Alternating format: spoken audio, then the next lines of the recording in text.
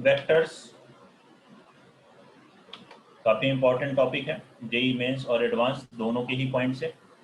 Vectors का use आप 11 से ही फिजिक्स में भी कर ही रहे हैं, मैथमेटिक्स में भी काफी क्वेश्चंस आते हैं, मेंस में भी और एडवांस में भी। मेंस जो कि अभी आप देखें तो एनटीए ने जो पेपर लिए थे उनमें लगभग सभी पेपर्स में ऑन एन एवरेज 2 क्वेश्चंस तो थे ही, वेक्टर्स प्लस 3D मिलाकर 2 से 3 क्वेश्चंस। मतलब कि पहले जब से 30 क्वेश्चंस आते थे, 3 क्वेश्चंस के आसपास बहुत सारे क्वेश्चंस में आए हैं। जब आप एक्सरसाइज देखेंगे या प्रीवियस ईयर के क्वेश्चंस देखेंगे उसमें, तो आप इसमें देख सकते हैं। और ऐसे ही एडवांस में काफ़ी क्वेश्चंस आते हैं इससे, दोनों पेपर मिला करके 4 to 5 क्वेश्चंस एवरी ईयर। अब बात करते हैं इसकी डेफिनेशन। फिजिक्स में क्या डेफिनेशन पढ़ते हैं हम लोग इसके? हाँ बोलो बेटा। सर आप 2-3 दिन और मैट्रिसेस के क्वेश्चन प्रैक्टिस करवा दीजिए। इसके मैट्रिसेस के ही 2-3 दिन और क्वेश्चन प्रैक्टिस और करवा दीजिए। कर लेंगे बेटा, फिर कर देंगे, ठीक है। अभी ये स्टार्ट कर रहे हैं तो इसे स्टार्ट करते हैं। हाँ ठीक है सर। ओके। और आपको होमवर्क दिया है ना, तो आप उसको सही से ट्राई करें। तो हम लोग तो डिस्कस कर ही रहे हैं, उसमें बहुत हाँ सारे सर, questions हैं। सर क्लास नहीं दे और प्रैक्टिस करवा दीजिए, मैं यही हाँ कह रहा था। ठीक है, क्लास में कर लेंगे। Okay. Thank you sir. Vectors की डेफिनेशन फिजिक्स में क्या पढ़ते हैं बताएं? फिजिक्स के अकॉर्डिंग क्या डेफिनेशन थी इसकी? All physical quantities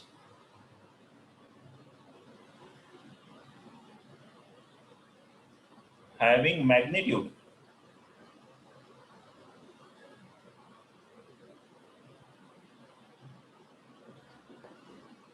as well as direction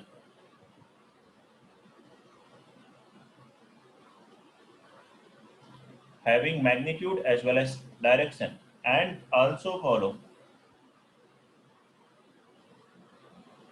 केवल मैग्नीट्यूड डायरेक्शन होने से काम नहीं बनता था फिजिक्स में, केवल मैग्नीट्यूड डायरेक्शन होने से काम नहीं होता था, याद है ना।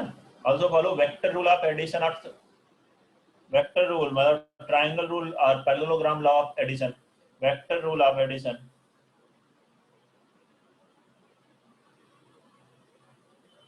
और कॉल्ड वेक्टर्स। जैसे फॉर एग्जांपल करंट क्या है वहां पर, स्केलर क्वांटिटी है, having magnitude as well as direction, but does not follow vector rule of addition, are called vectors. वो सभी वेक्टर्स हैं जो कि वेक्टर रूल ऑफ एडिशन को भी फॉलो कर रहे हैं, magnitude as well as direction है। And all other quantities others are scalars. और रिमेनिंग क्वांटिटीज जो है उन्हें क्या करते थे, स्केलर क्वांटिटीज करते थे। जैसा कि आपको बता रहा था, for example current is scalar quantity. Current क्या है, एक स्केलर क्वांटिटी है, even though it is having both है magnitude as well as direction, having both magnitude and direction. Magnitude भी है, डायरेक्शन भी है, but does not follow vector rule of addition,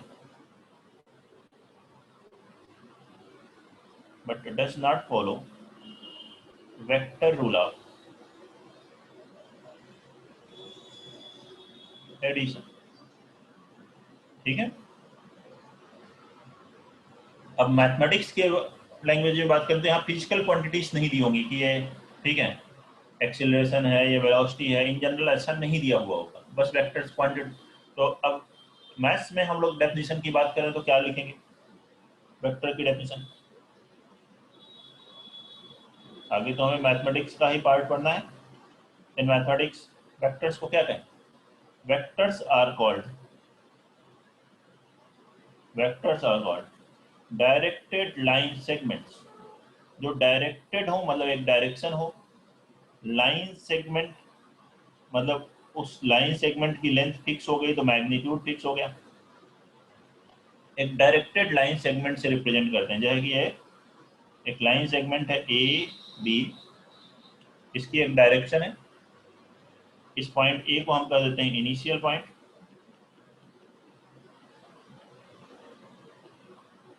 ये है टर्मिनल पॉइंट,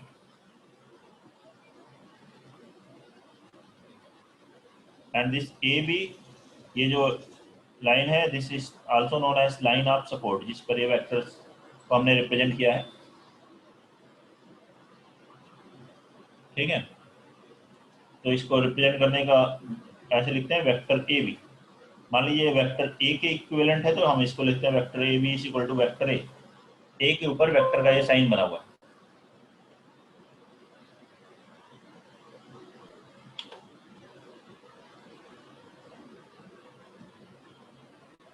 ये है वेक्टर्स मैथ्स में। स्केलर्स क्या होता है, अगर कहीं स्केलर लिखा हुआ है तो उसको हमें क्या अज्यूम करना है, रियल नंबर्स, जैसे 2 3 के ऐसे कोई रियल नंबर्स है, that is scalar in maths. Scalars अगर कहीं लिख रहे हैं are taken as real numbers.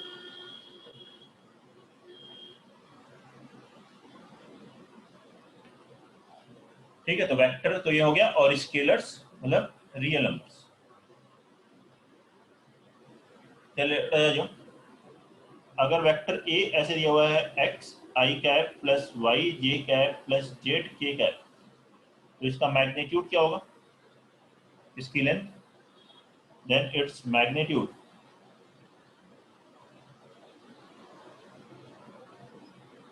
That is length of vector. तो कैसे रिप्रेजेंट करते हैं, इस तरह से लिखते हैं, मॉड ए लिखा हुआ है, इसका मतलब मैग्नीट्यूड ऑफ वेक्टर ए है, that is root over X square plus Y square plus Z square.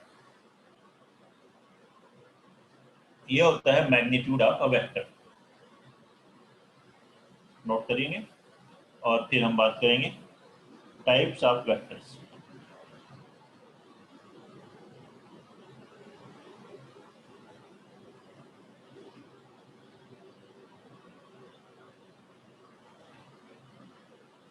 Types of vectors.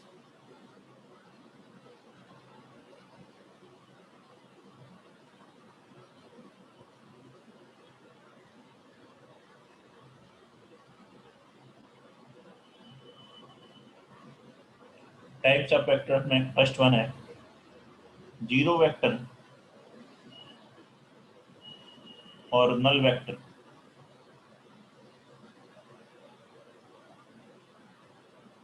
Zero vector और null vector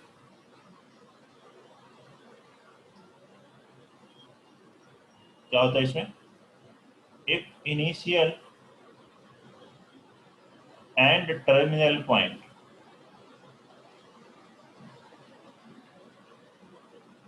of a vector coincide, then vector is called zero vector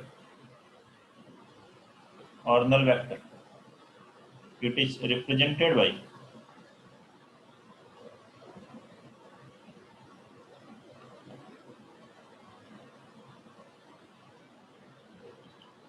zero पर vector का sign बना हुआ है, that is zero vector. Types of vectors में first है zero vector. Initial and terminal point same हो जाए तो उस वेक्टर को हम क्या कहते हैं, जीरो वेक्टर और नल वेक्टर। डायरेक्शन जैसी क्वेश्चन में जरूरत है उसके अकॉर्डिंग ले लेते हैं इसकी, क्योंकि नल वेक्टर है तो जैसा क्वेश्चन में डायरेक्शन आ रहा हो उसके अकॉर्डिंग बन जाएगा। मान लीजिए vector A minus vector A null vector बना तो एक ही डायरेक्शन में ही नल वेक्टर बन गया। Unit vector,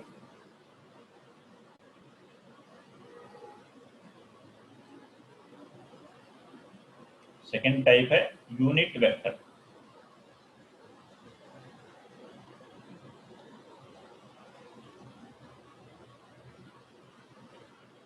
A vector having magnitude unity एक वेक्टर जिसका मैग्नीट्यूड यूनिटी हो, मतलब 1 unit, is called unit vector.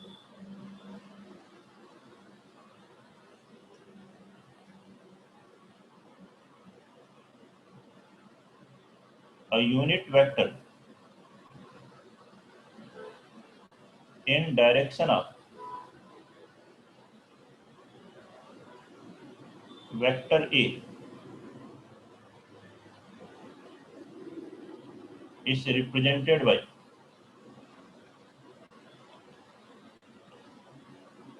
A cap।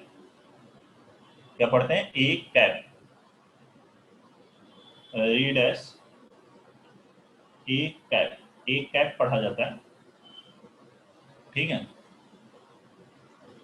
और उसका मतलब होता है जहां कैप लगा है किसी वेक्टर के ऊपर तो उसका मतलब है वो यूनिट वेक्टर है उस डायरेक्शन में। यहाँ पर ए कैप का मतलब होगा vector A upon magnitude of vector A. Vector A upon magnitude of vector A.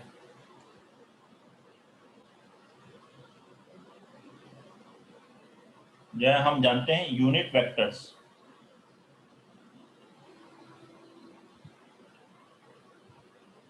in direction of plus x plus y and plus z axis,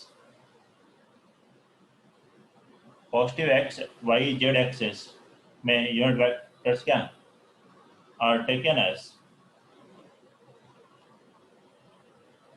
i cap, j cap and k cap respectively। Unit vectors plus X Y Z की direction में क्या होते हैं? I cap, J cap, K cap. Positive X axis, negative X axis लोगे तो minus आई cap हो जाएगा। Y axis की डायरेक्शन में जे कैप है और जेड एक्सिस की डायरेक्शन में यूनिट वेक्टर के कैप।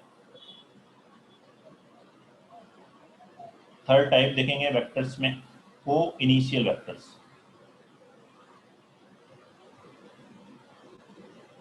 क्या है? को इनिशियल वेक्टर्स।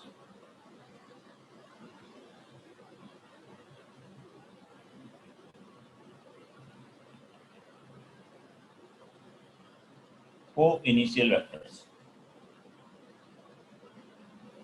वेक्टर्स हैविंग, को मतलब सेम हो गया, vectors having same initial point, vectors having same initial point और कॉल्ड को इनिशियल वेक्टर्स। उनको हम को इनिशियल वेक्टर्स कहते हैं जिनका वेक्टर्स का इनिशियल पॉइंट सेम है। मान लीजिए ये वेक्टर्स हैं, इन सभी का इनिशियल पॉइंट सेम है। Vector A B C D, इन सभी का इनिशियल पॉइंट क्या है? ओ है। तो हम क्या कहेंगे? दीज वेक्टर्स आर को इनिशियल वेक्टर्स। तो ये सभी वेक्टर्स को इनिशियल वेक्टर्स हैं, ठीक है। ऐसे ही लिख सकते हैं आप को टर्मिनल वेक्टर्स। को टर्मिनल वेक्टर्स में क्या होगा? जिनका टर्मिनल पॉइंट सेम है, को terminal vectors.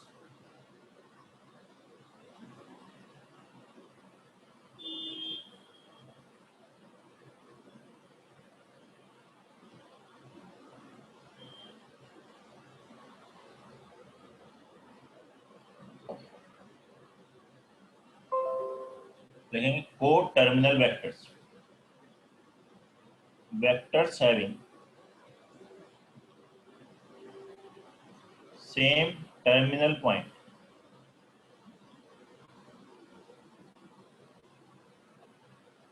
vectors having same terminal point are called co-terminal vectors।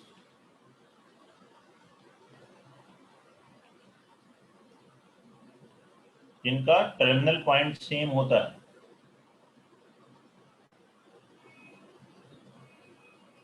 ठीक है। मान लीजिए कि इस तरह से हो तो को टर्मिनल वेक्टर्स हैं, इनका टर्मिनेटिंग पॉइंट सेम है। जहाँ यहाँ वेक्टर ए बी सी कर दें ये है टर्मिनेटिंग पॉइंट, कोई पॉइंट है P जहाँ टर्मिनेट हो रहे हैं, एंड हो रहे हैं, तो उसे वो अगर सेम है तो हम कहेंगे को टर्मिनल वेक्टर्स हैं।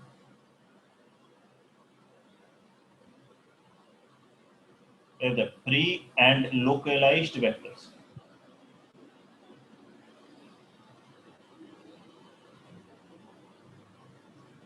Free and localized vectors.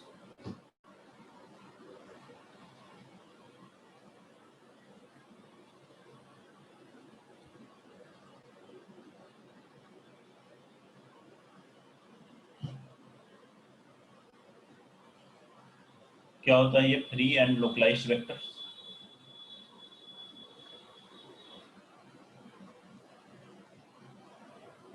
लिखेंगे इसे। If a vector can be shifted to any point in space,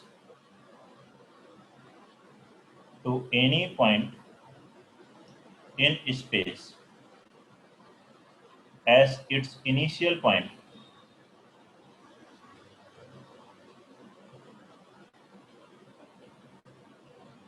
without changing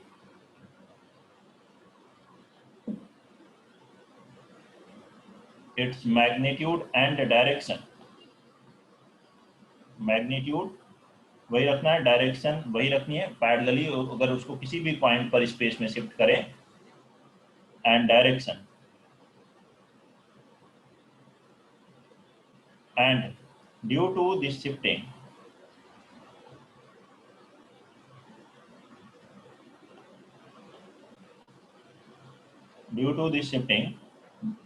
there is no change or no physical change, physical effects में कोई चेंजेस नहीं आ रहे हैं, then vector is called free vector. Vector is called free vector. अब maths में है तो हमें कोई फिजिकल चेंजेस की जरूरत है भी नहीं, वहाँ हम कोई फोर्स, एक्सीलरेशन या टॉर्क वगैरह तो कैलकुलेट नहीं कर रहे हैं, तो जो भी वेक्टर्स मैथ्स में लेते हैं हम जनरली क्या लेते हैं, फ्री वेक्टर्स। या कि मान लीजिए कि ये एक वेक्टर है, ये इनिशियल पॉइंट है, ये टर्मिनल पॉइंट है, ये वेक्टर है। अब मैं इसको यहाँ पर शिफ्ट करना चाहता हूँ इसके स्पेस में किसी और पॉइंट पे, तो क्या करना है आपको, इसको इसके पैरेलल शिफ्ट करना है। पैरेलल होना चाहिए, डायरेक्शन सेम होनी चाहिए, मैग्नीट्यूड चेंज नहीं होना चाहिए शिफ्ट होने पर। किसी भी पॉइंट पर स्पेस में किसी भी पॉइंट यहाँ पे शिफ्ट करना है, इसमें शिफ्ट कर लीजिए, इसके पैरेलल होना चाहिए, डायरेक्शन सेम, और मैग्नीट्यूड चेंज नहीं हो, तो हम उस वेक्टर को क्या कहेंगे, फ्री वेक्टर है। ठीक है, और मैथ्स में हम सबको शिफ्ट कर सकते हैं क्योंकि वहां पर फिजिकल क्वांटिटीज नहीं दी होती। ठीक है, but if physical effects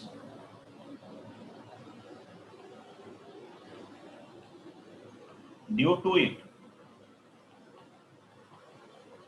on the system changes, then it is called localized vectors. It is called localized vectors. तो उसे localized vectors कहेंगे। वैसे हमें मैथ्स में जरूरत नहीं पड़ेगी, अब वो फिजिक्स का क्वेश्चन बना के दिया हो तो बात अलग है, otherwise in general localised vectors maths में जरूरत नहीं। अब फिजिक्स में कैसे है लोकलाइज्ड वेक्टर, देखें यहाँ पर एक एग्जांपल से समझते हैं। मान लीजिए एक ये रोड थी, ये था पॉइंट O, इस पर यहाँ कहीं पर फोर्स लग रहा था F, ये फोर्स लग, ये जो है वेक्टर है R1, तो इस पॉइंट O के अबाउट इस फोर्स से जो टॉर्क होगा वो क्या होगा, R1 क्रॉस F होगा। ये फिजिक्स में पढ़ते हैं आप, R क्रॉस F टॉर्क होता है। अब इसी F को अगर मैं यहाँ पर शिफ्ट कर देता हूँ, पैरेलल है इसके, डायरेक्शन भी वही है, लेकिन अब इससे अगर मुझे टॉर्क कैलकुलेट करना होगा तो अब यहाँ देखिए ये जो डिस्टेंस हो गई O से क्या हो गई, ये R2 वेक्टर बन जाएगा। तो अब से जो टॉर्क आएगा वो आएगा R2 क्रॉस F आएगा। मान लीजिए पहला वाला टॉर्क टाउ 1 था, तो अब क्या होगा, टाउ 2 होगा, मतलब टाउ बदल जाएंगे,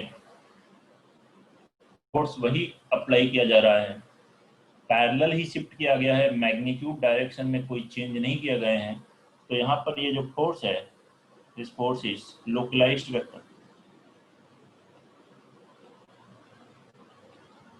यहाँ स्टार्टिंग में हम थोड़ी डिफरेंसेस भी देख रहे हैं फिजिक्स और मैथ्स में, बाकी वेक्टर्स मैथ्स का ही हम लोग पढ़ेंगे आगे। तो यहाँ मैथ्स में बात करें, इन मैथमेटिक्स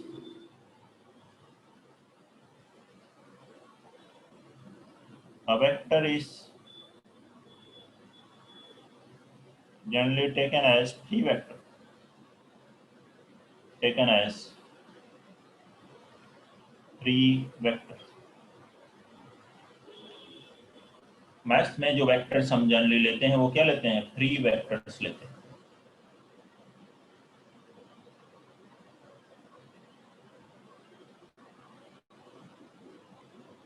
नोट कर लें, कोई भी डाउट है तो बताइए।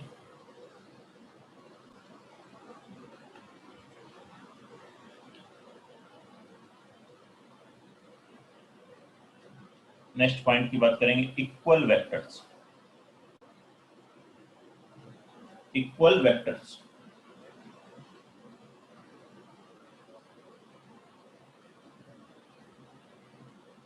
देखिए इक्वल वेक्टर्स है,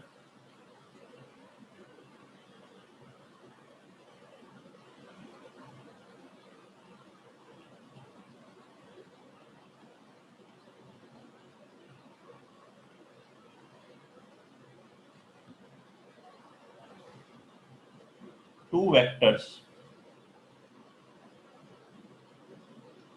vectors are said to be equal, are said to be equal. Two vectors are said to be equal if they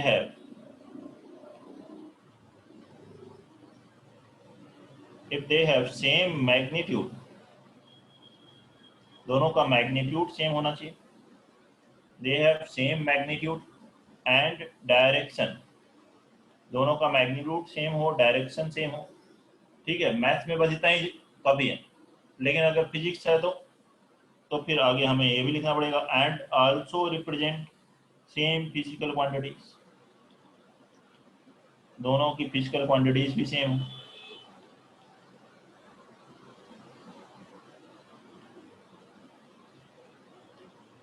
ठीक है,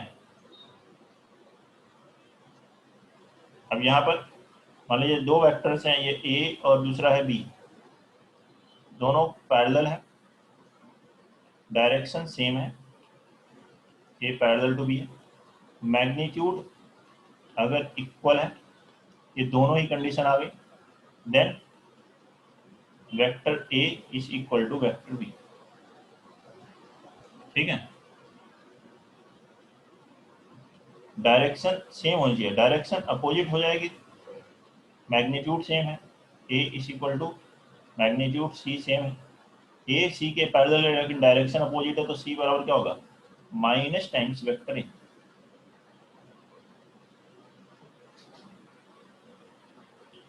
डायरेक्शन जस्ट अगर हम लोग रिवर्स कर दें, ये वेक्टर ए था, जस्ट रिवर्स कर दें तो क्या हो जाएगा, माइनस ए से ये माइनस ए हो गई। ठीक है,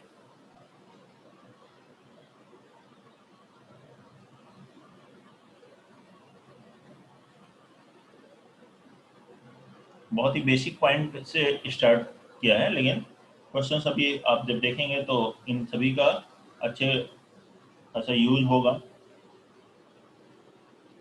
और बेसिक पॉइंट्स भी सभी आने चाहिए। तो next basic point and important point क्या है, एडिशन और सब्ट्रैक्शन ऑफ टू वेक्टर्स। दो वेक्टर्स को ऐड या सब्ट्रैक्ट कैसे करते हैं, एडिशन और सब्ट्रैक्शन ऑफ टू वेक्टर्स।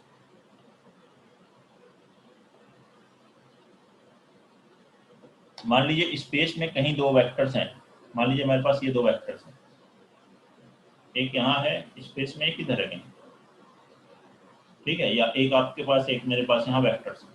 तो दोनों को ऐड कैसे करेंगे? सबसे पहले तो उनको पैरेलली शिफ्ट करके उनका इनिशियल पॉइंट सेम बनाते हैं, उसके बाद ही हम ऐड या सब्ट्रैक्ट की बात करेंगे, ठीक है। एक पॉइंट पर लेकर के आए, या तो इनिशियल उसके टर्मिनल पे इनिशियल लेकर के आए उसके अकॉर्डिंग। तो हम अगर पैरेललोग्राम लॉ ऑफ एडिशन, दो है, पैरेललोग्राम लॉ ऑफ एडिशन और triangle law of addition. Parallelogram law of addition की बात कर रहे हैं, तो सबसे पहले दोनों वेक्टर्स का इनिशियल पॉइंट सेम बना लें शिफ्ट करके,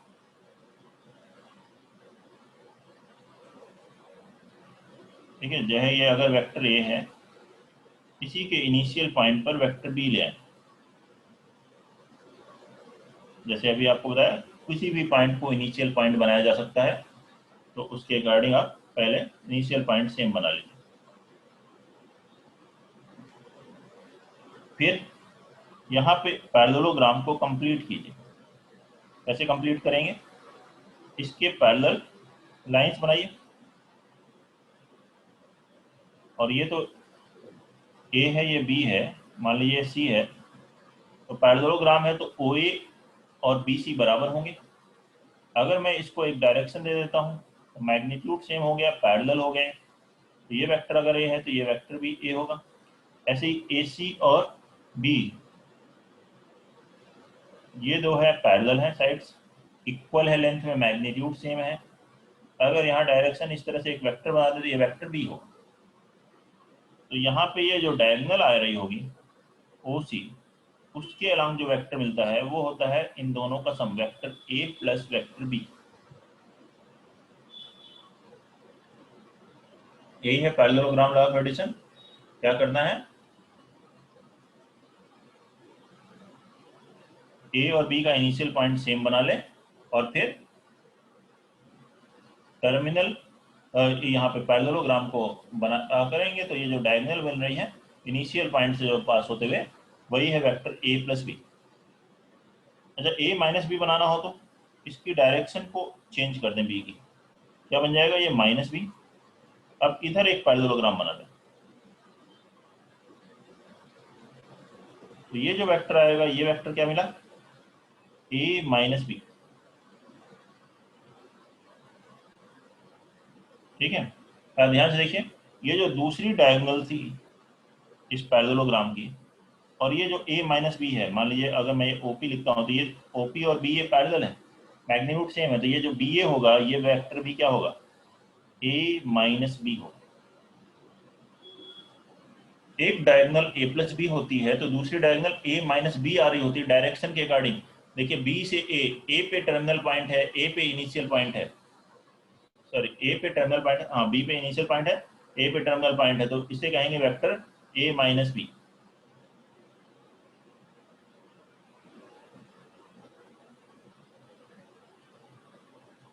कोई दिक्कत? नेक्स्ट इसमें पढ़ेंगे triangle law of addition. Triangle law of addition.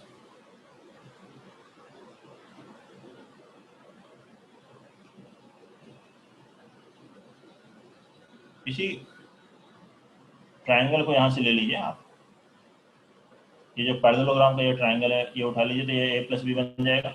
इसमें क्या करना होता है? पहले एक वेक्टर ए बना लिया आपने, ए के टर्मिनल पॉइंट पर बी का इनिशियल पॉइंट रखें। ऐसे कई वेक्टर्स का भी सम निकालना हो तो आप ये ट्रायंगल ऑफ एडिशन से ऐसे बना सकते हैं, बी के इनिशियल पॉइंट पे सी बनाए, फिर सी के इनिशियल पॉइंट पे डी बनाए, और फर्स्ट के इनिशियल पॉइंट को लास्ट के टर्मिनल पॉइंट से ज्वाइन कर दें, तो यही जो वेक्टर होगा इन सभी वेक्टर्स का सम आ जाएगा, तो ये वेक्टर ए प्लस बी होगा। ये जो है अगर ओ ए बी है तो ये ओ बी वेक्टर है ए प्लस बी। अच्छा, और डिफरेंस निकालना हो तो आप इसी बी को जगह माइनस बी बना सकते हैं, या फिर दूसरा तरीका है जो है उसे ध्यान दें, जो कि हमने यहाँ बनाया था ओ ए, ये वेक्टर ये बना ले ओ बी, इसी का इनिशियल पॉइंट सेम रखें, ये वेक्टर ए बना लिया बी बना लिया, दोनों का इनिशियल पॉइंट सेम। अब टर्मिनल पॉइंट को ज्वाइन कर दीजिए, टर्मिनल को ज्वाइन करेंगे तो ये इन दोनों का डिफरेंस बनेगा, ये जो वेक्टर है डिफरेंस है वही जो देखिए पैरेललोग्राम लॉ ऑफ एडिशन में ये जो डायगोनल थी, अब इसको कैसे ज्वाइन कर रहे हैं उसके ऊपर डिपेंड करता है। अगर आपने ए पर एंडिंग की, बी पे स्टार्टिंग है, तो ये ए माइनस बी हो। डायरेक्शन चेंज कर देंगे तो बी माइनस ही आ जाएगा, नोट कर लें। और इसी पर बेस्ड एक इंपॉर्टेंट प्रॉपर्टी भी है जिसको कहते हैं हम लोग ट्रायंगल इनइक्वालिटी, जो कि काफी यूज होती है एक दूसरे टॉपिक में भी इसी तरह का आता है। कॉम्प्लेक्स नंबर, कॉम्प्लेक्स नंबर्स के भी एडिशन सब्ट्रैक्टर जो होते हैं वो vector rule of addition subtraction को फॉलो करते हैं। वहां भी ट्रायंगल ये आ जाएगा आपके पास।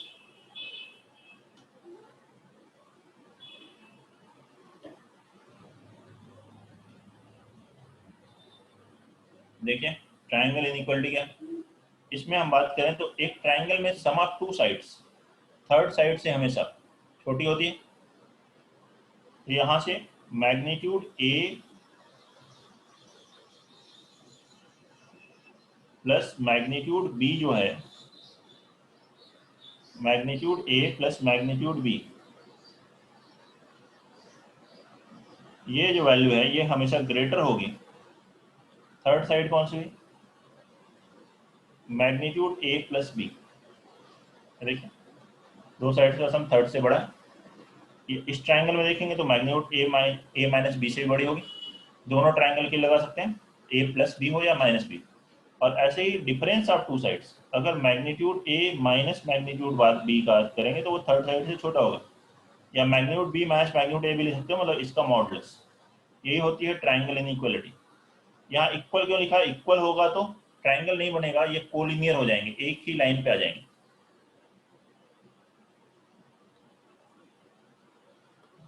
नोट कर लीजिए, ये कुछ बेसिक पॉइंट्स हैं वेक्टर से रिलेटेड। और पॉइंट्स पढ़ने से पहले क्वेश्चंस करके देखें।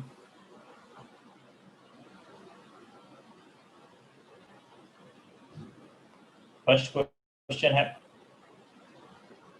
Find the number of unit vectors perpendicular to a plane or perpendicular to a given plane in space।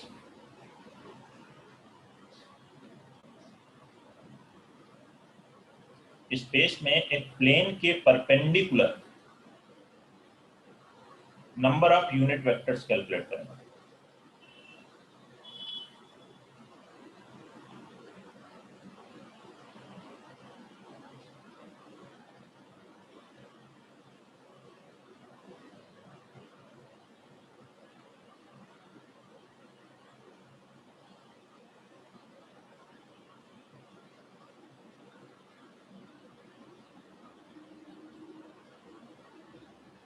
तो 2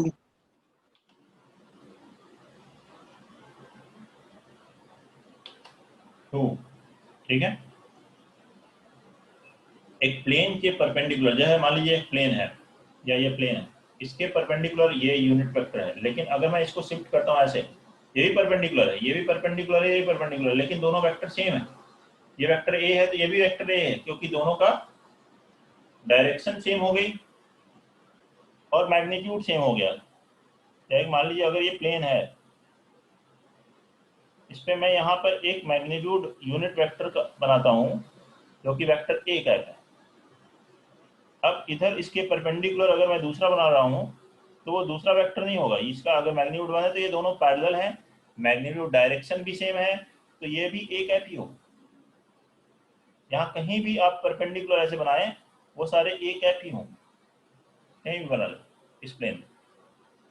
लेकिन अगर इसकी डायरेक्शन चेंज कर देते हैं, जैसे कि मैंने आपको ये बताया, ये था प्लेन, इधर था ए कैप, यहाँ ए कैप है, लेकिन अगर मैं इधर ले लूँ तो ये क्या हो जाएगा, डायरेक्शन चेंज हो गई तो माइनस ए कैप। तो इधर नीचे की तरफ अगर मैं बनाता हूँ तो मैग्नीट्यूड सेम भी है तो भी ये क्या हो गया, डायरेक्शन चेंज हो गई, तो ये वेक्टर हो गया माइनस ए कैप। तो दो वेक्टर्स हो सकते हैं, two vectors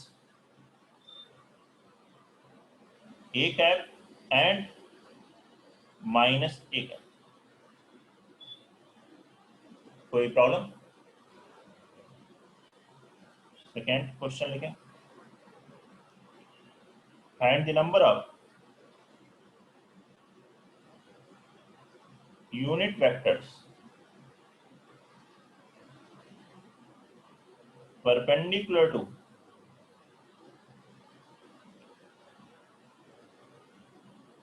a given line in space। Space में अगर एक लाइन दी हुई है, given line in space, space में अगर एक लाइन दी है तो उसके परपेंडिकुलर कितने यूनिट वेक्टर्स पॉसिबल? इनफाइनाइट।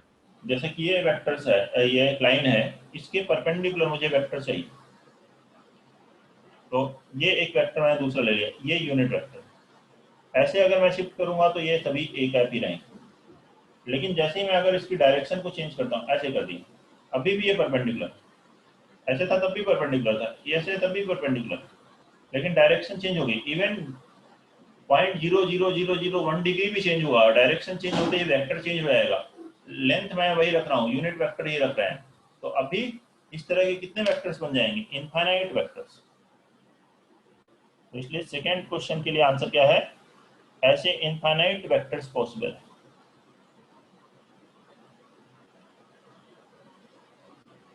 कोई डाउट? सेकेंड, फर्स्ट, थर्ड लिखेंगे, if sum of two unit vectors, if sum of two unit vectors is a unit vector, if sum of two unit vectors is a unit vector, then find the magnitude of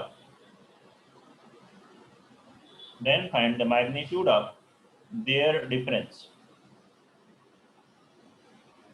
तो उनके difference का magnitude calculate करें, vectors के difference का। अगर दो vectors हैं, A cap B cap, उनका सम, वेक्टर सम, वो भी एक यूनिट वेक्टर आ रहा है, तो उनका जो वेक्टर डिफरेंस होगा उसका मैग्नीट्यूड क्या होगा? बनाइए इसे, थर्ड क्वेश्चन।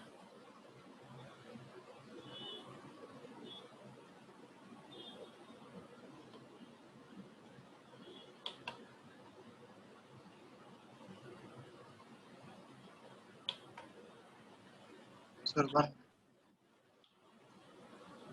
क्या होगा? वन। वन। वन तो नहीं आएगा बेटा,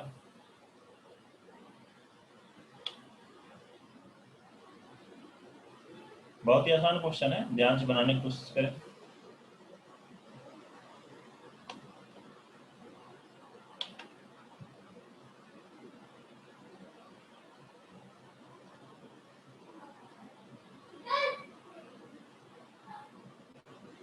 क्वेश्चन नंबर 3,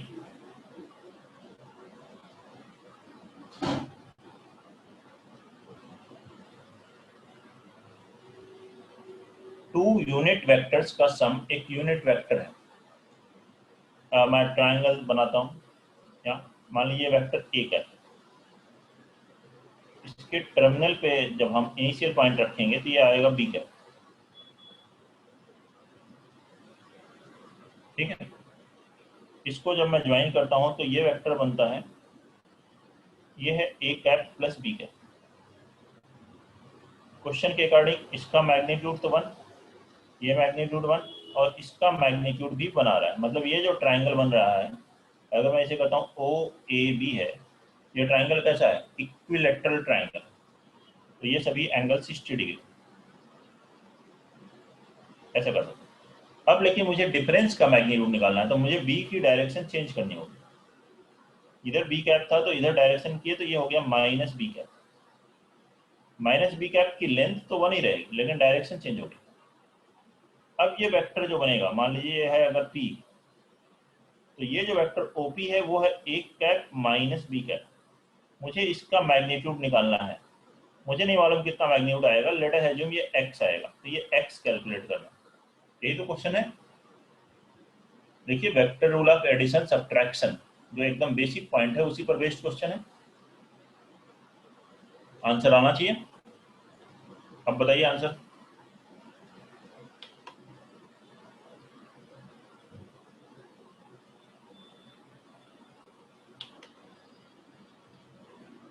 क्या आंसर होगा? कार्तिक आ रहा है इसका आंसर? बेसिक है एकदम क्वेश्चन तो। कर रहा हूँ सर, मतलब बस इसको कंपोनेंट में ब्रेक कर देंगे, फिर नेट नेट निकाल देंगे। करो कैलकुलेट करो, इतना कैलकुलेशन इतनी ज़्यादा नहीं है कि बताना पड़े कि ऐसे कर लेंगे या वैसे कर लेंगे। हाँ √3 √3 सही है। अब देखिए ये एंगल 60 डिग्री है, वैसे तो आप डॉट प्रोडक्ट जानते हो उससे भी बना सकते थे, लेकिन उसकी भी जरूरत नहीं है, मैं तो ऐसे ही बता रहा हूँ, अभी वो पढ़ा नहीं हमने। तो ये 60 डिग्री, तो ये एंगल कितना हुआ 120 डिग्री। इस ट्राइंगल में दो साइड मालूम है और थर्ड साइड कैलकुलेट करनी है, एक एंगल ही पता है, तो कोसाइन रूल से लगा सकते हैं। cos 120 डिग्री, cos थीटा बराबर क्या होता है बताइए, 1 square plus 1 square minus x square, a square plus b square minus c square upon 2ab। ये फार्मूला cos c, वही फार्मूला लगा दिया मैंने यहाँ, अदरवाइज आपको डॉट प्रोडक्ट लगाना पड़ेगा, नहीं तो cos 120 की वैल्यू कितनी होती है -1/2 बराबर 1 + 1 माइनस एक्स स्क्वायर अपॉन 2। ये 2 कैंसिल, तो एक्स स्क्वायर की वैल्यू क्या आ गई 1 + 1 + 1 3, एक्स स्क्वायर 3 मतलब एक्स क्या होगा केवल +√3, -√3 नहीं हो सकता, मैग्नीट्यूड है, लेंथ है वेक्टर की, तो प्लस ही हो सकती है। देख ले सॉल्यूशन, कोई भी डाउट है समझने में तो बताइए।